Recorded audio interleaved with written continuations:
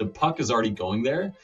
I think that the value that agencies can bring in the future is going to be, well, what happens next? What is the next step after that? How do you grow beyond that? What are you offering next? What's the carrot you have on a stick as an agency as well too? I think that that's where the agencies will continue to thrive. It's helpful for clients because it creates this level of accountability that they usually don't see. I think a lot of agencies call themselves performance marketing agencies, but like, what does that mean? We can answer that, right? Those are objectively strong, defendable answers now. If you're obsessed for the outcome of the client, then at some point you would be able to set guarantees. If I'm neck to neck with another agency and I don't know fully if the client is signaling that we're going to win this deal or not, I'm going to pull out the ace up my sleeve and say, we're going to give you a guarantee. So those are the kind of things where I'm like, if you can obsess over that client experience, because so many agencies are, living and dying based off referrals or their network as well too, I would want to do that focus first and obsess with that to prove it mathematically. And then comes all the brand building and all that other kind of stuff that you want to add as like the cherries on top, which will make you just go even faster from a snowball perspective.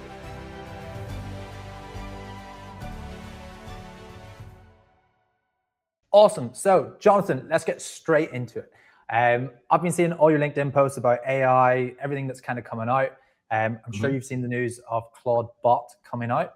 Should marketing agencies get rid of all of their team and start using Claude Bot? Should they be panicking? Where are you with all of that? My POV until Claude Bot, which I think became Moltbot, then OpenClaw because they got a cease and desist letter. There's a lot of things that agencies do, like more from like the paid media side, which is like conditional logic, right? Like if this is true, then do this as well too. I think that AI can do that. I think that the ad platforms natively will have the ability to do that. Meta already came out and mentioned their Andromeda, release in the future as well too, to basically feed it creative and like it can do what needs to be done. So the puck is already going there. I think that the value that agencies can bring in the future is going to be, well, what happens next? What is the next step after that, right? Because as you're doing certain things, simplified, math, logic, AI, whatever you want to call it, how do you grow beyond that? What are you offering next? What's the carrot you have on a stick as an agency as well too? I think that that's where the agencies will continue to thrive. Awesome. I love that. And again, so just going into that for a bit, because I've been seeing a lot of stuff recently. So like growing an agency is hard. It normally means that you have to hire new people, get more clients, and margins aren't always the best. And I read a great article there the other day that was talking about how the future of agencies is going to look like a software company with software margins. And then I was on Klientboost website and I see you guys have the software. So you guys are like in that space. What made you go what made you go that direction? The first thing was just our differentiators. So like we have 3: financial acumen, innovation, and goal driven, and they're all tied into Kite, which is our software. So the financial acumen is just like what needs to be true in order for you to grow revenue or profit, whatever your goal may be. Because what you're tracking may be leads, maybe sales, are they existing customers, returning customers, whatever they may be as well too. So you have to have like a picture. Kite will take those equations and like rebalance them and then figure out where should your dollars best be spent by looking at your current budget allocation across SEO or paid or what channel it is, CRO, whatever it may be. The innovation piece then comes from the goal-driven nature. Like, so when you're setting goals for anybody, you have a KPI you want to hit, you have a time of when you want to hit it by. And so the pacing between those two percentages is really important because however far off you are from being on track dictates the decision-making you should do as a marketer. If you're really close, like I'm 2% off track to be on track, essentially, you just need to turn a few dials, right? But if you're 20% or more, you need to do bigger lever kind of things as well. And so we kind of built that originally like on Google Sheets and the own logic that we're using as humans as well too. But those guardrails can be taught to AI or just, again, conditional logics like Scooby-Doo when they find the bad guy at the end, like they pull off like the mask or whatever. It's like, it's not AI. It was just like, if this and that kind of thing. And so like, that's where we were already building our agency to kind of be more competitive doing that. And it's helpful for clients because it creates this level of accountability that they usually don't see. I think a lot of agencies call themselves performance marketing agencies, but like, what does that mean? How good are you at a certain service? We can answer that. We can say we have X NPS score and we hit X% of these goals for this service every quarter, right? Those are objectively strong, defendable answers now. Awesome. I love that. So data is obviously a big part of that. So I've seen you talk about on your post about the growth grid that you guys measure. What is that typically like? So it does two things. So, from a lot of sales calls, this is actually where it came from. So imagine you're just asking a prospect, like, what's your attribution model? Like, how do you decide where to put money? That's essentially it, right? They don't have great answers. Most of the time it's last click attribution within an ad platform, for example, and things like that, which is, again, okay, it's directionally better than having nothing. But then we ask them, okay, you have X amount of dollars spent on, Google or LinkedIn, and you also have some SEO spend you're doing. We can take all of those things and compute it into what's your cost per visitor from those channels and what's the conversion rate from visitor to like lead as like the first step of the funnel, right? Then we can figure out, okay, from there, is that the best budget allocation, knowing what you know now? Like how much it costs for you to get a visitor from this platform, just make it super simple math, right? And many times they're like, no, that's not good at all. Like we need to reallocate our budget. So that's what the growth grid does, is like step one. It just takes a snapshot of your budget allocation across different sources and asks, is this still the best way to spend the money? If it is, and things are going well, like you're on track with goals, you actually are, of course, making more revenue or profit, whatever your goal is, well, then there comes a question, if you have net new dollars or additional marketing budget, where should you spend it and why? The growth grid will prioritize whatever the cheapest cost per KPI and balance the speed of which we think we can hit that goal by. And that we can only say those things at Klientboost because we have seen so many clients hit certain improvements in KPIs through that ad channel or that specific marketing channel. And it takes about that long to achieve it, right? So that's just computing all that, putting it together and making it simple to digest, and clients love it. Awesome. I love that. And I came across one of your LinkedIn posts recently, Jonathan, and it was about the marketing side of getting in leads. So it said, imagine shutting off all marketing and sales functions and still getting prospects knocking on your door, knowing that the sale is already 90% complete before you even talk to them, by basically being obsessed with NRR and the client sphere. How do we do that? So I think the way that I look at an agency and all the different parts of an agency, like you can systematize everything, right? There's a reason when you do an audit of a prospect or whatever, you're using the same 1, 2, 3 trick pony tricks you pretty much always do. And you can look at that through the lens of everything you do within an agency. Then comes the question, okay, you take, let's say, 5 different things that are the bread and butter of your agency. It's sales expectation setting, client onboarding, hitting the first goal for the client, growing the client further in terms of like increasing scope of work, increasing ad spend, adding a net new service. Those are like the 3 angles. You then also have the ability to get a longer term contract, for example, like an extension. And then comes all the social proof aspect of that as well too, like reviews that turn into case studies, that turn into referrals, that turn into references. So your question that you're left with is, how do you level each of those 5 different things up? Like, what would you do, right? And so when we look at it as well too, it's the obsession with the product, your service first, that the expectations you set, and whether or not you actually have any guarantees. If you're obsessed for the outcome of the client, then at some point you would be able to set guarantees. You would be able to go and say, hey, internally we hit 80% of goals. That means that if I'm neck to neck with another agency and I don't know fully if the client is signaling that we're going to win this deal or not, I'm going to pull out the ace up my sleeve and say, we're going to give you a guarantee. And it's going to be written in the contract. These are the KPIs we're looking to hit as well too. Here's where you can't influence that or change the goal or things like that as well too, right? Like the things that can happen. And then I can chat with my CFO and say, hey, if we increase our close rate by offering this guarantee, does the math to give those 2 clients we don't hit the goal on their money back? Probably, right? That is a very aggressive, put skin in the game kind of mindset of leveling up the one part of this agency, which is like the expectation setting aspect, right? Onboarding, hypothetical example, you can say, okay, you're giving this client to other, account managers, whoever it may be, that have other clients as well too. So the onboarding is kind of slow, right? What if you had a team that was called the 7-day team that just onboards those clients because they're going to build everything that we need to build and hands it off the way that the account manager would have done it anyways, because you systematize how they done it anyways, right?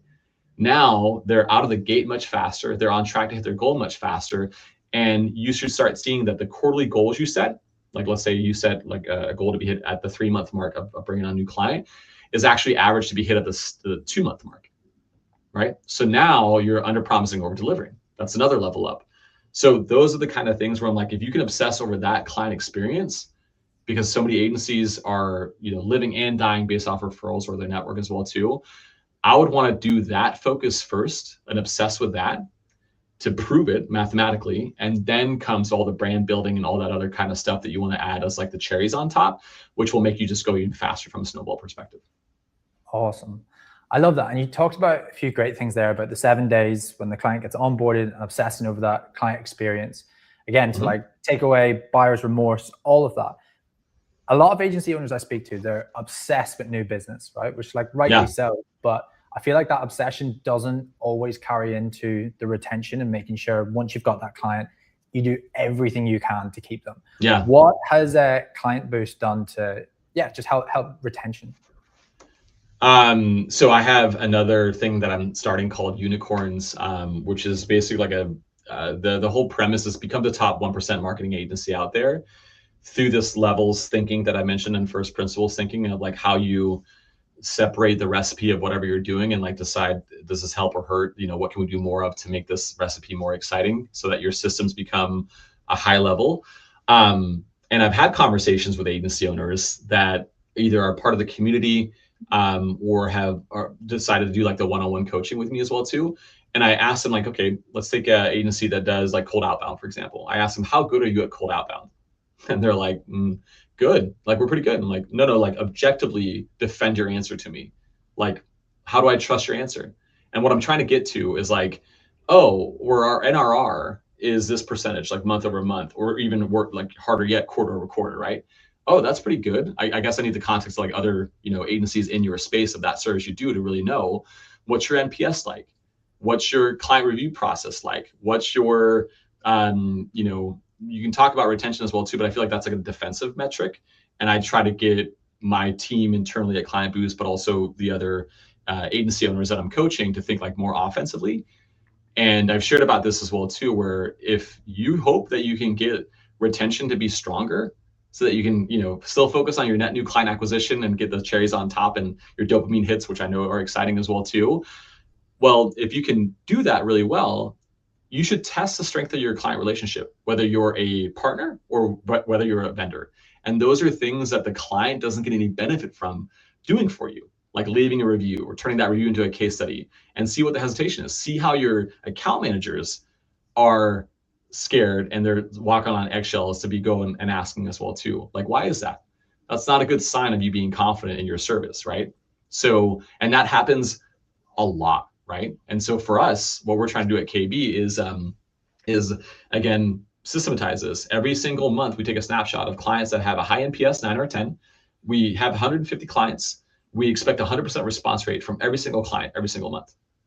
Like we can't ask our clients to click one button. That's insane, right? Like we are their marketing partner, essentially, like their agency. And so we have to ask them to do some things as well too. And this is like the very lowest thing you can ask that has a lot of value to you. I think a lot of agencies do NPS or CSAT surveys once in a blue moon. And of course, the ones that are replying are the ones that are the happiest for you. So it gives you this false sense of security that you're doing great when it's not the whole picture as well too. Because once NPS is high and we see the goals are on track, we then go ask for a review.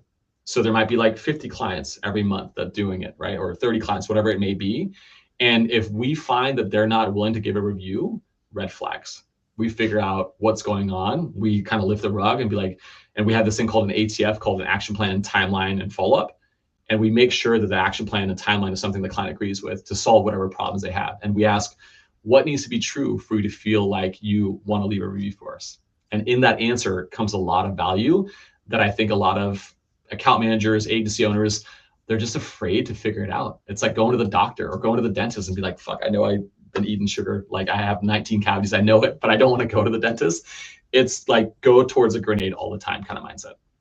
Quick pause. If you're getting value from this conversation about scaling agencies and hiring top talent, I want to share something that might help you. Are you struggling to find A players for your digital marketing agency?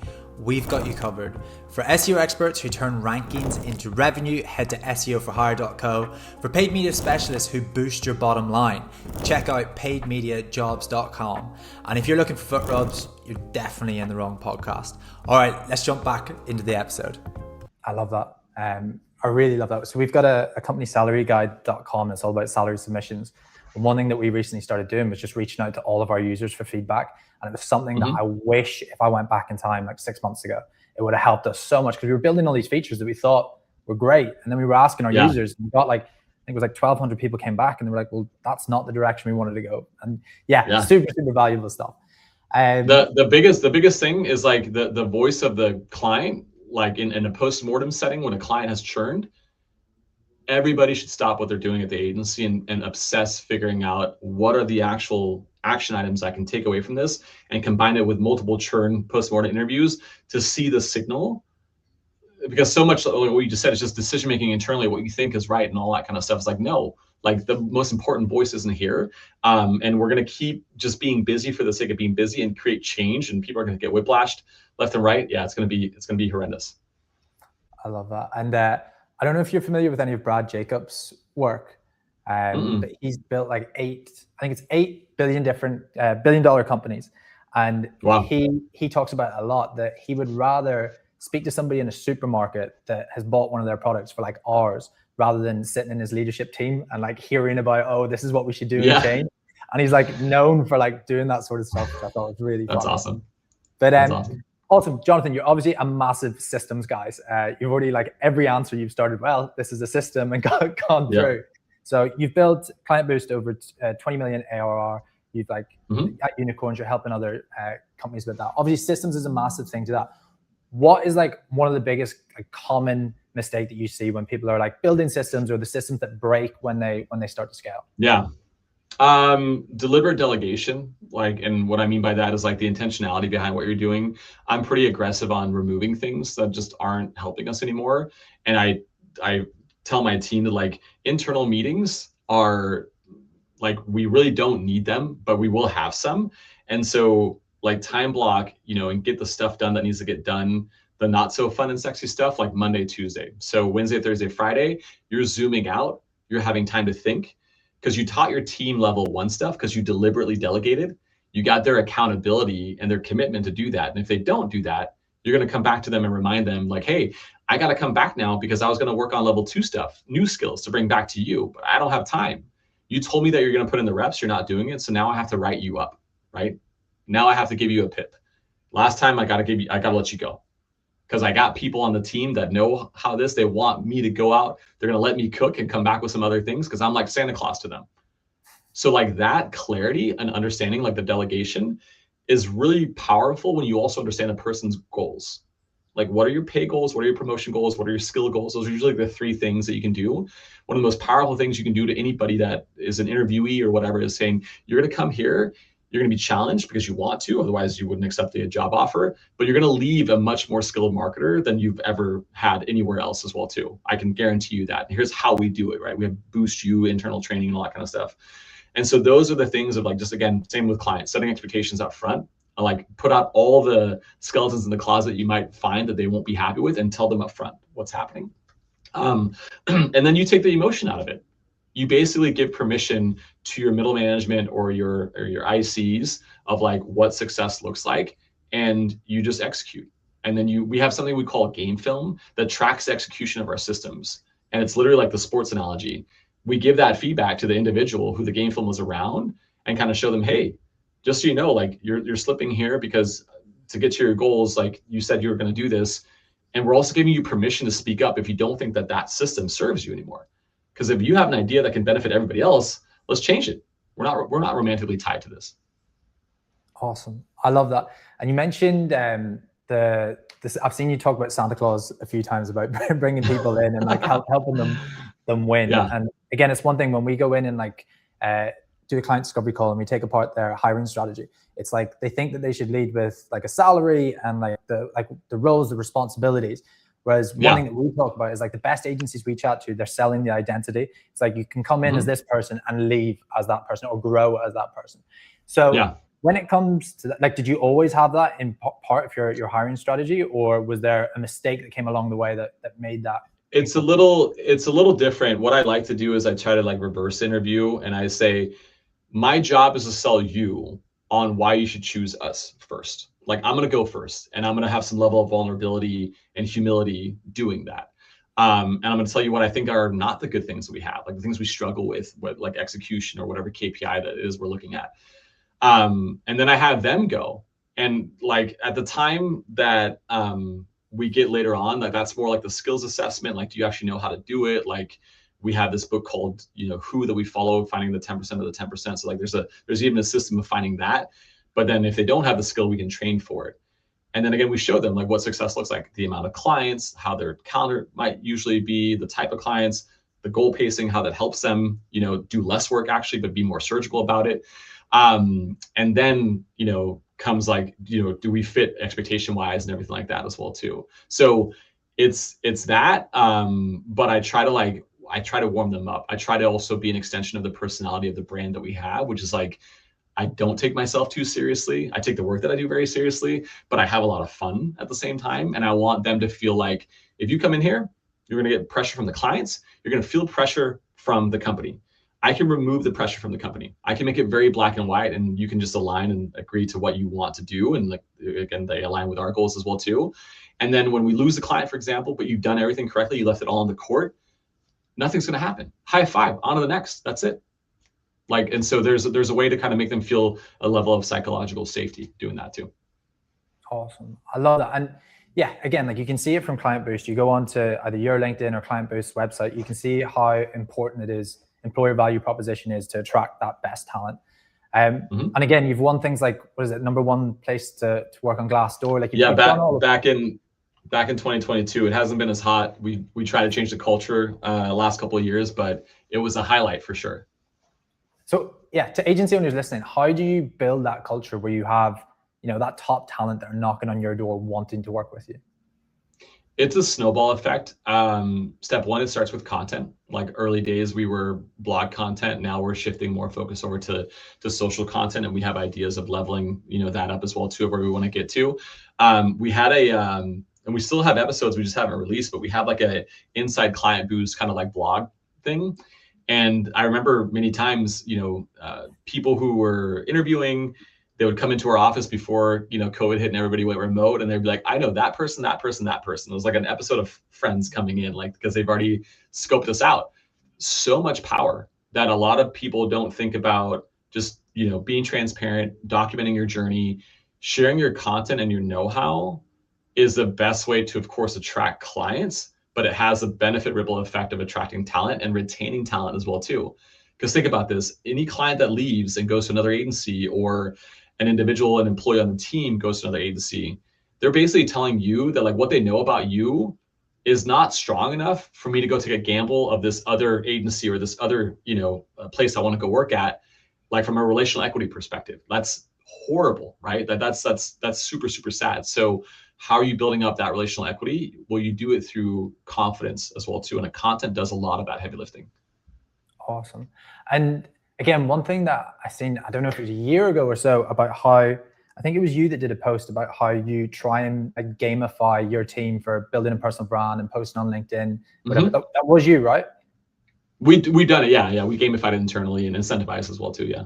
So how did you do that? Because I've had other people on the podcast mention that you've done that. So anybody listening, how did you do that? Well, think about this. As an agency, your product is your people, right? And really it's their minds, it's their POV they have of how you do certain things within a certain marketing channel, strategy, tactical, whatever you call it, as well too. And if they are not intrinsically motivated first to do it, it's a red flag. It's a small one, because there's like imposter syndrome. There's a lot of other things as well too. There's time allocation and all that kind of stuff.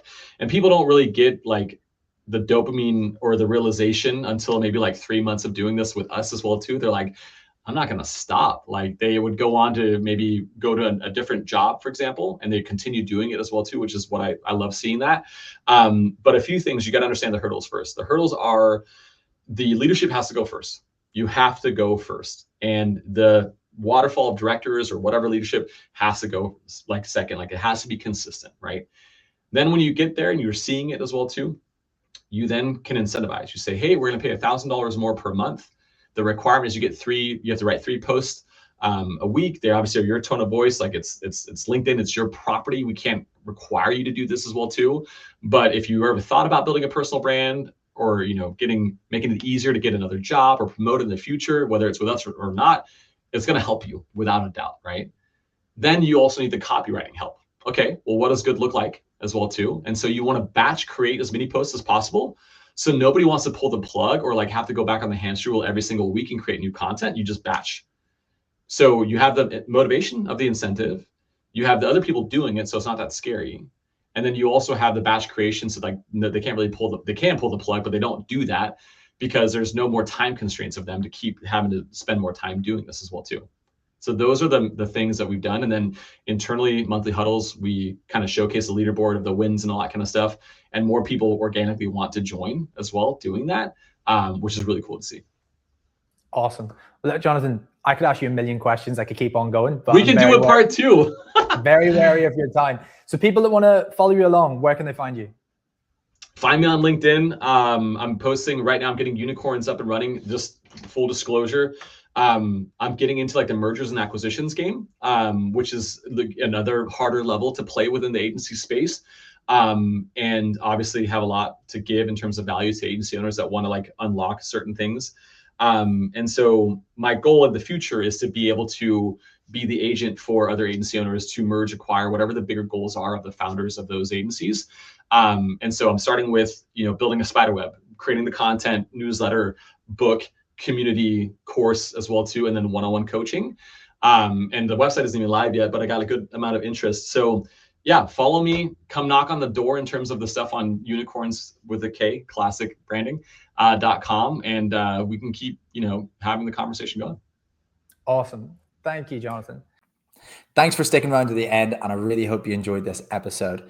If you're an agency owner that is wanting to scale and wants to continue bringing your business to new heights and doesn't want to put everything on pause for hiring and finding the best talent that's out there in SEO and paid media, well, that's something I can help with. I own a recruitment company that has specialized in both the SEO and paid media sector, and we work with 100+ businesses. So I'm going to leave 2 links below. There's no big pitch here, but if you want to talk over strategy and hiring and how myself and my team can find you the best A-player talent in both the SEO and paid media sector, then please book in, and I look forward to talking to you. Thank you.